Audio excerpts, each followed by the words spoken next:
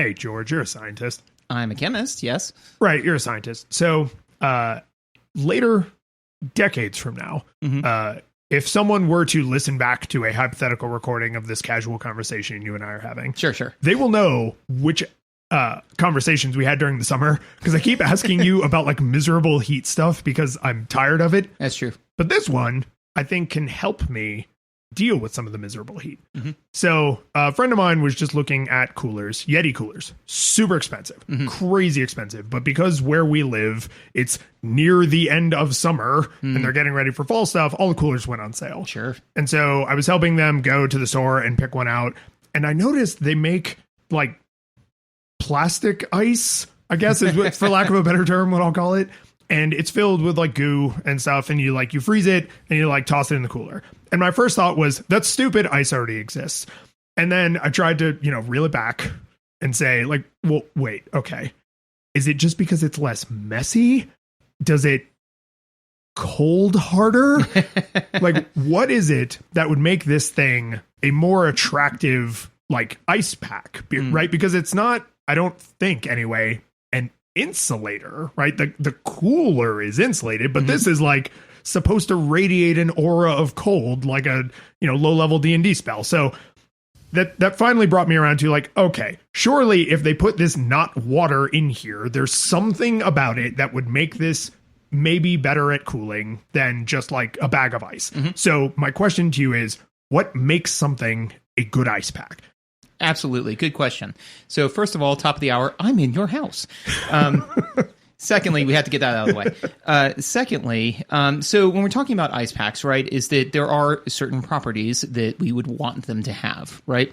And I know this is kind of at the core of the episode, but I kind of came across three things, or when I was, thinking through it, came across three critical properties that are important when creating an ice pack. So if you wanted to take a stab, how would you codify that? What are your thoughts? Yeah, so putting aside maybe logistical ones, like there's no cleanup, right? So putting stuff like that aside, I would think like maybe cools quickly, right? So if I'm going to the beach, we just decided, and I only have an hour, I got to toss these things in the freezer, and I want them to be maximum cold, maximum fast.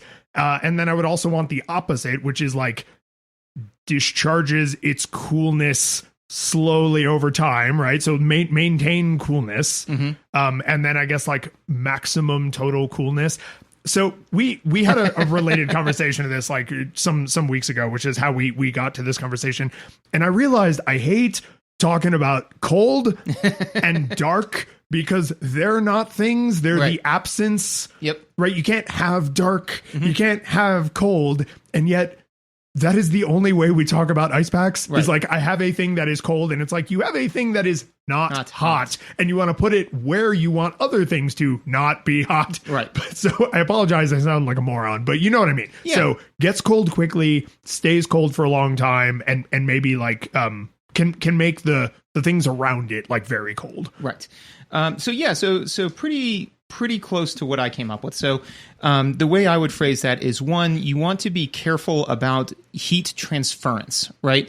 So you don't want it to, especially depending on your use case, right? So if it's just stuff you're throwing in the cooler, you would want to make it a relatively high heat transference. But if you're using it also for something where you're trying to like cool an injury, you actually want to be careful or limit your heat transference, because if it transfers heat too quickly, or cold, right? If it transfers not heat too quickly, it can burn you, because you don't want... Oh, right. Because what it's going to be cooling also matters. Correct. Yeah. So if you're cooling a beer, you want it to be as cold as humanly possible, as fast as possible. But if you're like cooling flesh, if it cools... Not that. Yeah. Like then you can freeze the ice in your skin, which is, how you get your tongue stuck to poles and things like that. And so being careful with the heat transference, or being specific on your heat transference for its use case, is one. Two, you want it to have a lot of cooling power, right? Which is the heat capacity, right? So basically all things in the universe, to my knowledge, have a have a heat capacity, which is basically is the amount of energy it takes to change the temperature by 1 degree Celsius, right? 1 gram of the stuff, 1 degree Celsius, which is 1 calorie or 4.184 joules, right? I see why they came up with calories. That's little calories. Big calories is 1,000 times more. But I say that, and then the other one is cost effective, right? So you can come up with some things that absolutely hone in on maximize for the first two if you're not worried about the third one, right? And then the fourth kind of tacit one is toxicity, right? You don't want wildly toxic stuff. But again, depending on your use case, where if you're like, I absolutely need to keep this thing cool for as long as humanly possible because it's going into a jet engine into an active war zone, I don't care if it's toxic. So those are the four things that you're trying to maximize for, right? So top of the hour, heat capacity, right? So heat capacity is in units energy per unit mass, unit temperature, right? So joules per grams degrees Celsius or grams Kelvin or kilograms Kelvin or what have you, right? So as I just said, water is 1 calorie per gram degrees Celsius, right? But unfortunately, calorie isn't a direct SI unit, joules is. So I'm going to be speaking exclusively in joules because I didn't want to do a million different conversions for this, and all the tables were in joules. Fair.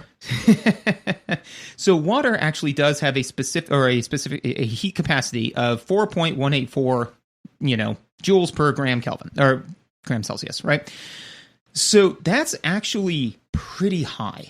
Given all of the things that we can easily come across, right? Some other ones that are comparable, because I looked up a list of like 50 or 100, something like that, like just general chemicals, right? Of them, there was only like 5 that were higher than water. Really? Yeah. Water's magic. Water's awesome. Water's just cool, man. Because one of the things that water kind of does is it's able to hold a lot of heat because it has incredibly strong intermolecular forces and is not ionic, right? It's almost as strongly covalent as things that occur naturally, right?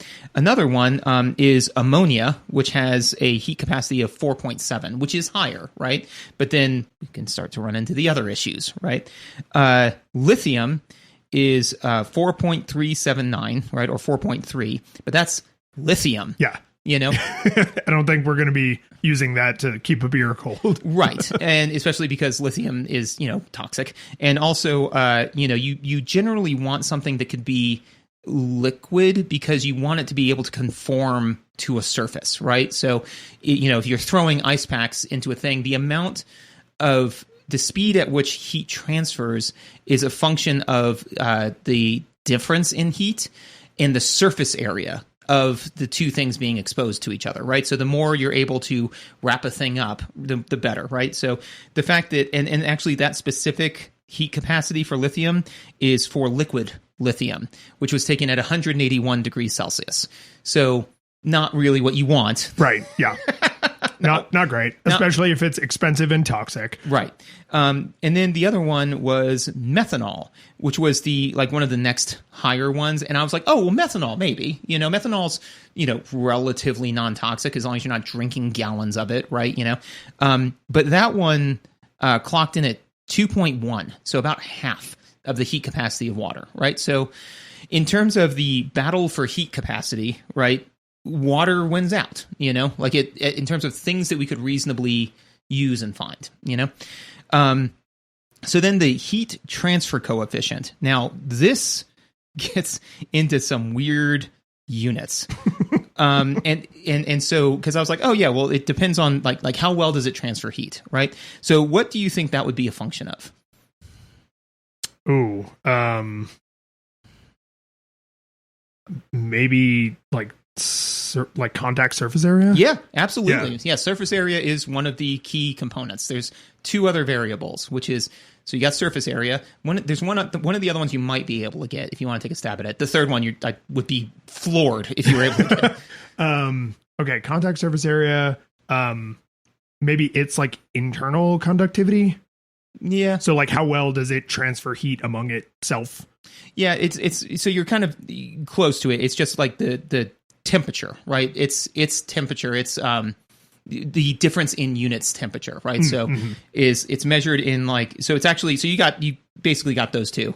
The other one is watts, right? Which is You're right. I would not have gotten yeah, right. But it's measured in watts per meter squared Kelvin, right?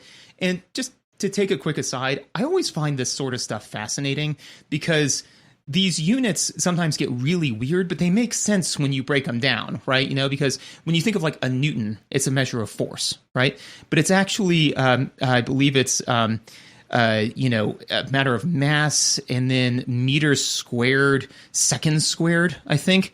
And you're like, seconds squared, what even is that? And it's like, well, it kind of all cancels out when you do the units. Yeah, the unit, like, because I think most lay people would imagine like square feet, right? So you have like a 2-axis thing, right? Or a change over time, right? A 2-axis thing. But when it's something/something/something, you're like, wait. And then when there's like a 4th or 5th/something, it's like, Yeah, right. And actually, another thing, and this is a personal pet peeve of mine, if you do multiple slashes, you're kind of screwing it up.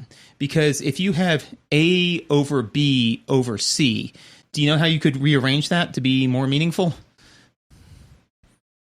No. A times C over B. Oh, sure. Right. Because you can pull it into one function. Right. Yeah. So if you got A over B over C over D, it would be the same as saying A over B times D over C, you know? So anyways, I say all that to say that like whenever I see like miles per gallon per this, it's like, no, that's not what you mean. And that's why I was even with the thing before I said it's joules per gram Kelvin, you know, because gram Kelvin is all on the bottom. It's not joules per gram per Kelvin. Anyways, so I say all that to say that for the heat transfer coefficient, it matters, like the surface area matters, the flow rate matters. There's a whole bunch of different things. So these are very wildly ranging numbers, but water clocks in at somewhere between 100 and 600 watts meter squared Kelvin, and that's the last time I'm going to say that unit. So I went ahead and used the same ones that had won the heat capacity battle. Ammonia clocks in at 200 to 700, and again, we want it to be higher, right? If we're throwing stuff in a cooler, right? Lithium clocked in at 85, so it's much lower, and methanol clocked in at about 100, so lower. So again, water wins the battle, right? And so then finally, we come to cost. Right. So I think that we all know the spoiler on this one. Right. Yeah. But this one feels less sciencey. Yes, it is less sciencey, but it's a critical component. Right. Totally. So I think that we already know what the winner is going to be. But in units liters. Yeah, right. It's lithium. Lithium's the highest. Oh, no, I meant the cheapest. Oh, that was the joke, you see. But if you had to guess what the price is. So here, actually, I'll say lithium's the highest at $9 per liter. That's actually less than I would have guessed. Yeah, right. It's actually about $9 per kilogram. And then I didn't bother looking up its density. I just assumed it was about 1 because I'm like, it's not going to be more than an order of magnitude. And then I moved on with life. So with that in mind, ammonia comes in next as the next cheapest. What would you guess ammonia is per liter? Less than 9. So maybe like I'm going to say 250 to 350. Hey, not too bad. It's actually a buck.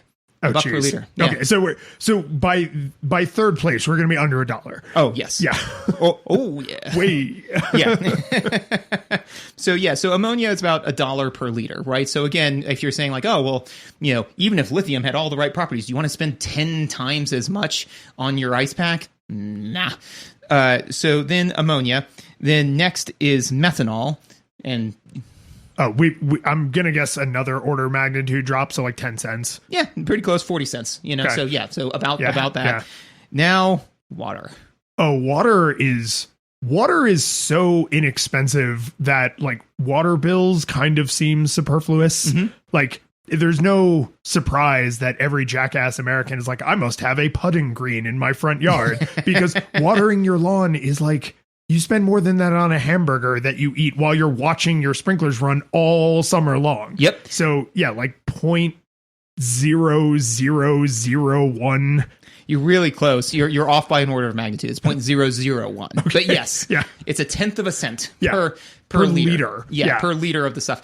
And that's the thing, is to your point, right, is that water is priced so cheaply, but it is actually not priced to what it costs to make.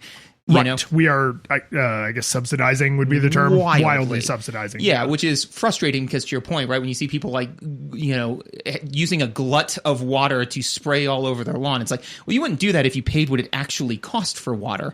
But the issue is if somebody comes to you and says, hey, I need you to pay an extra $2 for your $10 bottle of aspirin, you go, well, that stinks. Okay. But if somebody said, hey, I'm hiking up your water bill by 20%, everybody loses their minds. You know, so it's that's just from me having a background in with the EPA and what have you, is that it's always a little disappointing when people are so like laissez-faire about water. And it's like, you know, that there are areas in the world where people would like think it's manna from heaven to be able to just go into a room and turn on an infinite supply of water and not have to walk, you know, 10 miles to the nearest, hopefully not contaminated well. But sorry, if you were wondering what that sound was in the background, that was me getting off of my soapbox. So again, and if we were to look at toxicity, which I didn't bother looking up numbers for, but because I think it's pretty intuitive, of those 4 items, which one would you guess is the least toxic? Probably water. Probably water. Between lithium, methanol, lithium, which is used as an antidepressant in very, very low doses and can absolutely kill you. Methanol, which is wood alcohol and makes you go blind. Ammonia, which is super not great for you. And water, which we need to survive. Yeah. Next to me, I have a glass of not the first 3 things, but water. Yeah. In fact, just recently, I got out of a giant room that poured one of those 4 things all over me as I soaped up, right? So obviously water is the least toxic. So like I said, so because of that, by extension, most ice packs are water and predominantly water. That's the thing that's doing the heavy lift, right? They do actually have a number of other things in them, typically. They typically also have a thickening agent, a freezing agent, and silica gel.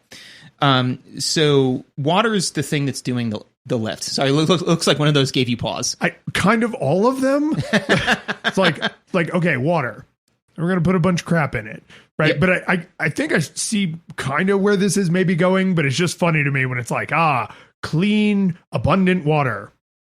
Well, let's put a bunch of crap in it. let's put some stuff in there. Well, so each one of these things like catalyzes it to help the water with the lift. So like water in and of itself, I mean, there's a reason why we still just dump a bunch of ice in a cooler and then head off to the beach. You know, works great. Yeah, it ain't too bad, right? But especially if you're planning on reusing it or using it for multiple purposes, there's some things you can do to make it a little bit better. It's the adding a little bit of nickel into, you know, iron to make steel. You know, so I guess these are almost like alloys for water, right? So the thickening agent, which a lot of times is cellulose, is to make it so that way it is less flowing, right? So that way it can actually, if you have like a gel pack, right, you can actually wrap it around something and it's not all whooshy, right? You know, it'll actually hold its form for a little bit, which is also nice if you're like icing an injury, you know? So the main thing that the thickening agent does is it allows you to increase the amount of surface area contact with the ice pack to the thing you want cold, right? And as we've mentioned before, surface area helps with heat transference, or in this case, cold transference. And so we go from there. So that's kind of what the thickening agent is for. The freezing agent, which I feel is kind of a misnomer because water does that on its own. Yeah, that part was built in. This is the spraying on the undercarriage of a new car. Yeah, absolutely, right? But interestingly is that it lowers the freezing temperature. And now when we first kind of were talking about this, the supposition was that lower freezing point would mean more cold, right? And interestingly, that's not the case. Those two things are kind of decoupled from one another, you know? So something can have a very low freezing point, but a very low also heat capacity, in which case then it doesn't have a lot of cold with it, you know? But the reason why the freezing agent, which actually lowers the freezing temperature, so it's normally like propylene glycol or something like that, which is used in antifreeze. You know, it's also used in like de-icing for airplanes, stuff like that. Is it so that way when it is still at a low temperature, it's malleable, you know? So this was something I was thinking about, is like a lot of freezer packs, like the good expensive ones you would put in an expensive cooler, they get super cold, but they don't get like rock solid, right? They still stay like a little bit bendy. Yep, and that's what the propylene glycol is doing, is it's keeping it so that way you can still, when you throw it into the cooler with all of your beer or onto your body, right? But if you throw it into the cooler with all the beer, it doesn't just like sit there as a rock and then cool the air and then cool the beer. That's not what you want. You want it to directly cool the thing, So that's why they put in that freezing agent, so that way it can sit there and kind of Spider-Man around, right? And contort itself so that way it's touching as many things as possible. And then the last thing is silica gel, which basically helps moderately increase the heat capacity so it stays cool a little bit longer. So, and the big thing is that all three of those things are not toxic in low doses. So if you basically were to open up a freezer pack and drink the thing, disclaimer, don't do that. Don't ever do that. Don't drink this. It's still bad. And if you do it, contact poison control and blah, blah, blah, blah, blah, blah. But like, it's not like, drinking acid or lithium or methanol or ammonia, right? It's not going to, it's not if you accidentally drank an ice pack, you can call a doctor or poison control and potentially get some salient advice. If you drink the other ones, you just call the mortician. Yeah. Hey, my friend is about to be dead. Yep.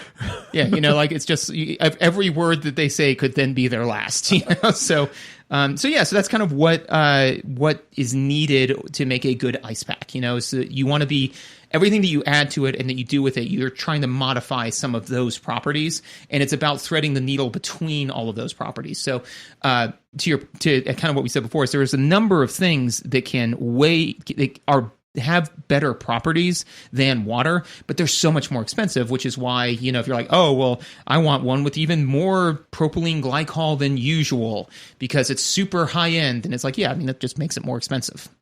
But I like that every once in a while, not often, but every once in a while, it works out that like the thing you want is the thing that's easy to get, right? Because based on where we live, like beach, not super accessible, but you do like cook out with your neighbors or something. And so you're like, I want to put some juice boxes in here for the kids and some beers for the adults. And I would like them to be cold. And it's like, you don't have to go buy a super expensive cooler and super expensive, like, oh, well, you got to have the fancy chemical ice pack that if you accidentally crack it open, everyone dies. And you got to call in the government to like cordon off the air. It's like, no, ice.